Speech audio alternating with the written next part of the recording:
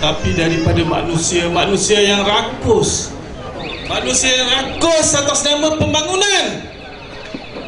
Manusia yang tamak atas nama keuntungan.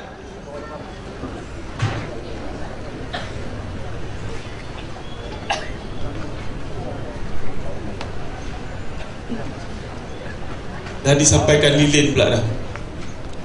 Kami di sini orang-orang yang bodoh yang sebenarnya. Kami di sini orang-orang yang tak sekolah tinggi. Dia orang dah menyalakan lilin. Pasal apa tadi dia kata? Tolong bercakap, jangan ikut skrip. Ni skrip ni ada orang yang membuatkan saya. Pasal kita tak biasa bercakap. Okey? Tapi kalau tak ikut yang ni kan, saya pun tak tahu apa nak cakap.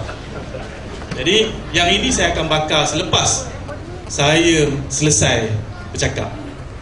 Tapi saya ada 2 helai benda yang saya nak bakar. Yang pertama sekali,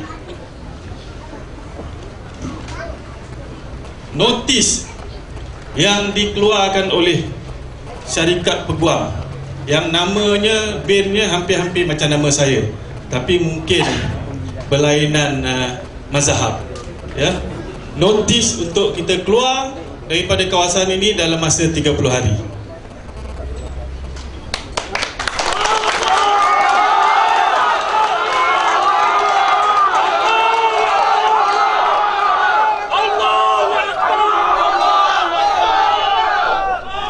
Dan satu lagi, surat daripada PTG mewakili pihak 59 Incorporation, di mana syarikat inilah yang diberikan grant tanah ini, yang menghalau kami daripada kawasan ini, pun saya nak bakar juga. Bakar! Allah!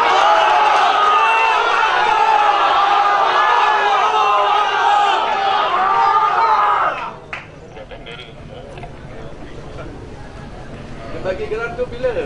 Bang, buka bang. Bang, tolong dia. Sekejap bagi geran tu bila, nanti saya akan baca. Sebab tu saya kata yang ni saya akan bakar penghabisan. Abang lari sebelah sini. Bendera ke sana. Dan saya juga percaya Allahu Akbar.